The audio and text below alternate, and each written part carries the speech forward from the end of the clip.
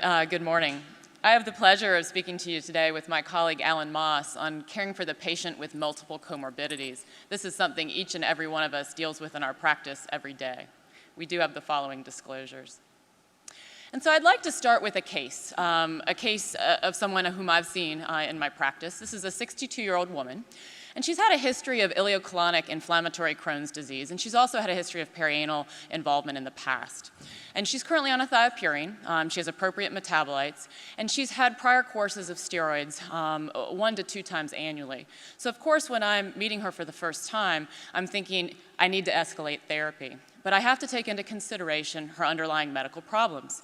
So as many people here in the US do, she has hypertension, diabetes, as well as cardiovascular complications. She has heart failure.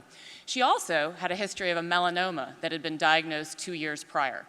Per her, this had negative margins and she's not had any further treatment. So taking all this into consideration, how do we select a therapy in someone with comorbidities? So today what Alan and I will be talking to you about is we'll start with just the prevalence of comorbidities. And when I think of this in IBD, I divide it into 2 sections. Those that are disease-related and clearly would improve with treatment of the underlying IBD, and those that are non-disease related. And certainly in the non-disease-related comorbidities, we want to think about whether a therapy will exacerbate that underlying condition or whether it may potentially work synergistically for the condition. And in our 20 minutes, we're going to focus on 2 areas: therapy selection with specific medical comorbidities and the recurrence of malignancy with specific therapies. We'll then wrap up our case.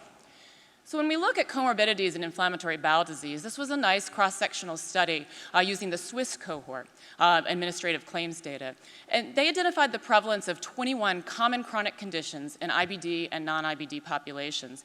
And I think probably not surprisingly, almost 80% of IBD patients had at least 1 comorbidity, and nearly half had 3 or more. So this is something we see commonly in our practice.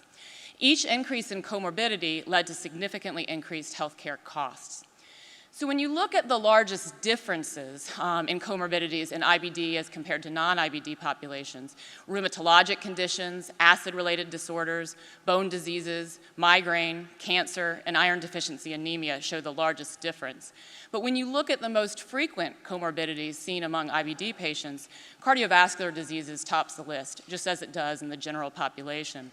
Also rheumatologic conditions and acid-related disorders. So our patient obviously fits in this category. And so when you think about many of the common comorbidities, they actually may be related to disease activity. Certainly the rheumatologic conditions, the bone diseases through the steroids that our patients have been on over the course of their disease, and certainly iron deficiency anemia as well due to inflammation, absorption. But the most common is cardiovascular disease, and it's unclear whether inflammatory bowel disease itself may actually predispose to cardiovascular disease. Active inflammation and young age have been shown to be risk factors for acute arterial events in IBD. And IBD patients hospitalized with congestive heart failure may actually have higher mortality than a comparison population with heart failure alone. So we need to really consider some of these cardiovascular implications. Prior cancers require special consideration based on the type and the characteristics of the malignancy. And so our first focus will be therapy selection with specific medical comorbidities. So diabetes is common. This patient has it. Many patients in our practice do. But interestingly enough, the overall prevalence of diabetes is not different than that in the general population. It's very practical. We need to think about steroids specifically in this population. It can really lead to increased complications from diabetes. And so budesonide may be a preferred steroid if needed. And we need to consider agents that can induce and maintain remission to potentially avoid steroid effects. When we're thinking about congestive heart failure, anti-TNF use has actually been associated with heart failure. The main concern stems from actually a randomized controlled trial where TNF inhibitors were looked at as a potential therapy for heart failure. It's called the ATTACH trial.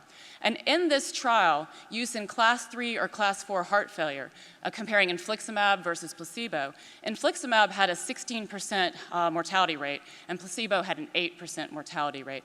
So really in these populations, these specific populations of more advanced heart failure, class 3 or class 4, we have some mortality data associated with TNF. And early on, post-marketing surveillance did show cases of heart failure. But as we look more recently, a more recent cohort from the RA population has showed that this risk of heart failure with anti-TNF has really dropped off after the initial reports. Perhaps we're selecting use better in populations. There's no increased risk of CHF hospitalization for rheumatoid arthritis patients treated with either an anti-TNF or other DMARDs. And so one practical recommendation is to think about avoiding anti-TNF in the unstable heart failure, that class 3 or 4 heart failure. But certainly these drugs can be used in well-controlled heart failure with cardiologist, a prior echo, and at a reasonable dose, of course. And when I'm thinking about other manifestations, I also always want to think about synergy. What could I use to treat a patient that may have benefit in one of their other comorbidities?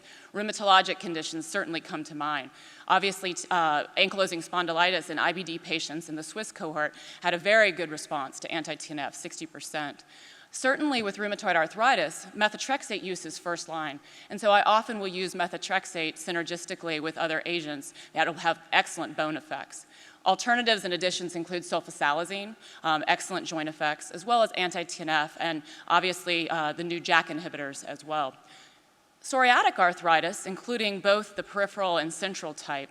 For moderate disease, first-line therapy is methotrexate. If I have a patient with psoriatic arthritis, I'm thinking about using methotrexate in combination. In those with moderate to severe psoriasis, psoriatic arthritis with multiple joints involved, anti-TNF, ustekinumab can be alternatives. Obviously, those are quite synergistic with their underlying IBD. So we need to select therapies that could potentially treat both conditions. And so now I'm going to turn it over to Alan, who's going to talk to us about the other factor for our patient, this risk of recurrent cancer when you start an IBD treatment.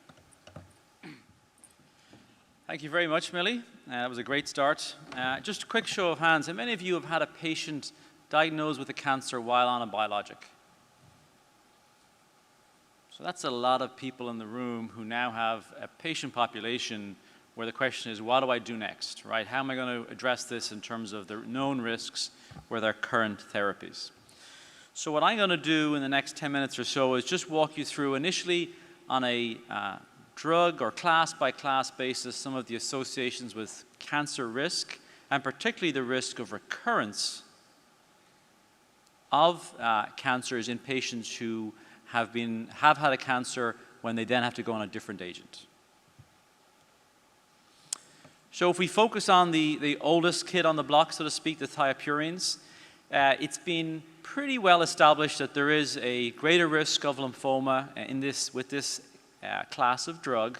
And what you can see from the slide is this appears to appear mostly with current use, mostly with use at least a year, maybe 2 years with other data of exposure. And particularly younger patients, if you look at some of the highest levels of relative risk with that younger age group. And so the absolute risk overall is about 1 in 350 for patients older than 50 years.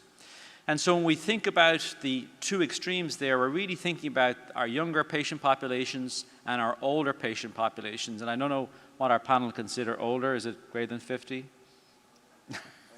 Always older than me. Okay, older than Russ. Anyone older than Russ is an older population who would be considered at a greater risk with thiopurines. So that's what we're thinking about when we're having that discussion in the office. I'm going to start azathioprine. Here's the things I'm going to warn you about. And this is an interesting thing to think about. You know, we always talk about lymphoma, but there is some data showing a higher risk, for example, of urinary tract cancers with thiopurines. And this is based on current exposure, not prior exposure. And so that's one thing, again, that we don't typically think about, but you know, in patients, particularly in the older population, reporting any change in urinary symptoms that should come to our mind in patients on thiopurines, but also in terms of when you're talking about risk up front with patients. What about the patient who has had a cancer, as in this patient? This patient had a melanoma, and now we're having a treatment discussion. Are we going to use a thiopurine, an anti-TNF, an anti-integrin? What does that discussion look like?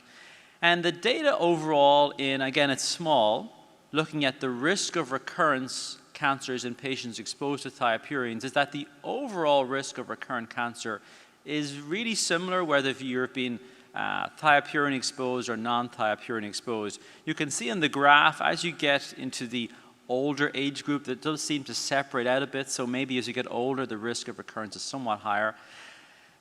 And there's very limited data suggesting that there might be a difference in overall survival if you developed a recurrent cancer while on a thiopurine. So that's worth thinking about when you're having this discussion with patients, when you're thinking about putting them on a thiopurine if they have a history like this patient has of melanoma.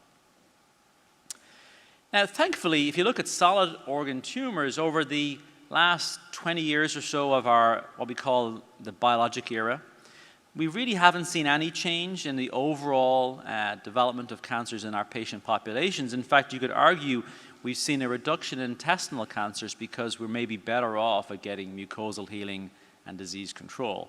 So this slide here is to really reassure you that even though we talk about lymphoma, we talk about cancers with our patients, there hasn't been a really major change given all our increased use of thiopurines and also anti-TNFs.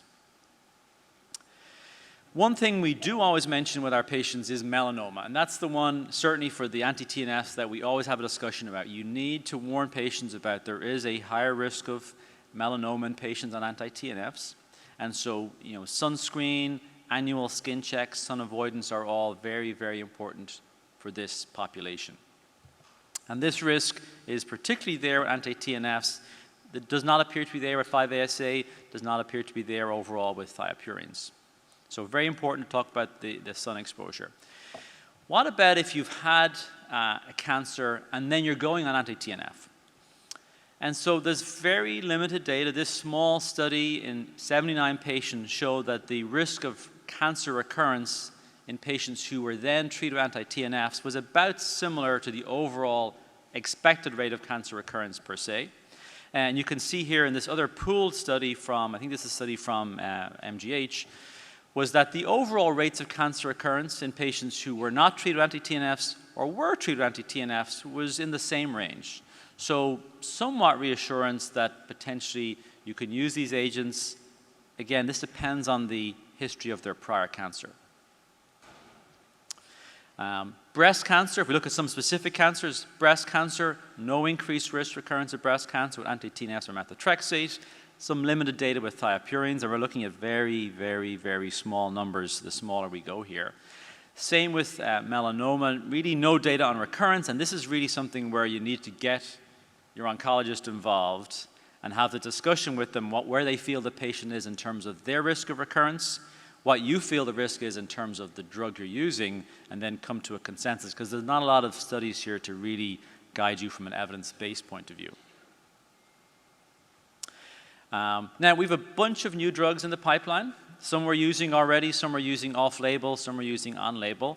So far, the data with ustekinumab and the clinical trials, the overall prevalence of malignancies was similar between the treated and placebo group. And in the psoriasis population, about 12,000 patients in one study, there's been no signal of any particular increase in cancer so far. And the same has been reported for vedolizumab. We're starting to get a large accumulated proportion of patients. There's no signals really standing out. I will couch that by saying it took us a long time to work out there was a lymphoma risk with anti-TNFs or a melanoma risk, so it may well be that these rare signals may take some time to appear. Now, the US guidelines, and this is a flag for all of us, have really published no guidance on what to do for us as practitioners in this setting. We can look to ECHO, the European Crohn's and Colitis Organization, and they've published what I consider to be very, very practical guidance for this scenario. So if we look at what they recommend, if you've had a patient who's had a cancer treated, they recommend waiting at least 2 years before starting a thiopurine or biologic. Now, that makes a lot of sense in practice. But if the patient's having a flare-up, it's hard to say, we got to wait 2 years. Come back to me in 2 years, and then we'll put you on a new drug. And in fact, I had a colleague just yesterday call me about a patient just diagnosed with breast cancer, just starting ustekinumab. What do I do? They're flaring, they need the drug, they've got a new cancer, and so this is a real challenge. But if you can, the preference is to wait that window. Particularly for the cancers that are associated with a higher rate of recurrence. And these are listed here. GI cancers, leukemias, myeloma. They recommend waiting even longer, waiting 5 years in that population before starting a biologic. And ideally, if you've had a patient who developed, let's say, lymphoma on a thiopurine, it kind of makes sense. Don't go back to a thiopurine, try a different class of drug. And particularly to avoid thiopurines in the HBV, the human papillomavirus-associated cancers, because they also tend to have a higher rate of recurrence, and particularly associated with thiopurine exposure, that may well be an issue. So this slide, I hope you can see it well, summarizes, and this is very specific, take the cancer your patient has had and looks at all the different drug classes and saying, use with caution versus can use safely or it's unclear. For example, if you have a patient who shows up like this patient who's had a melanoma, the recommendations from ECHO are avoid anti-TNFs, thiopurines, steroids are probably okay, methotrexate seems to be relatively safe. So this is very practical use that you can use in the clinic. So when we see our patients in the office, what are the practical things you can tell them? A, to avoid cancer, and B, to prevent cancer recurrence. Please, please, please, if they can stop smoking, that's key for a lot of these tumors. If it's appropriate, vaccinations against HPV, annual pap smear in those immunosuppression. Now, Millie will tell you that the ACOG guidelines are much more complex than this simple one-liner here, but certainly if you're not sure, they should talk to the gynecologist about where they are in terms of the pap smear and what their risk factors are. And again, annual skin checks, sunscreen in those patients who are at risk of basal cell cancers or melanomas. These are definitely things that these patients should be thinking about. And so here's a nice slide. If you can just take one thing from this last 10 minutes home with you today, take this slide. This gives you a nice summary of what the risks are in terms of cancers overall. And I'll highlight to you the kind of hot off the press, which Millie reminded me of this morning, is there's just a paper out this month from the French group in JAMA reporting a higher risk of lymphoma in patients who've only ever been exposed to anti-TNFs. A higher risk in patients only ever exposed to thiopurines, and a cumulatively greater relative risk in patients who've been exposed to both. So the uncertainty we've had for a couple of years are, do anti-TNFs really put me at a higher risk of lymphoma? This large French and national database study suggested there's a higher risk, about twofold, of lymphoma in patients exposed to only anti-TNFs. So that's something to digest today. The rest I won't go through, but just shows you overall where you can couch that with your patients, particularly in those who've got a history of prior cancer. So let's circle back all the way to this individual who's got diabetes, some got heart failure, had a melanoma resected 2 years ago, and now we're having the discussion, what will we do? And so we want to avoid steroids because of the diabetes. We really are cautious about anti-TNFs given their prior history of melanoma.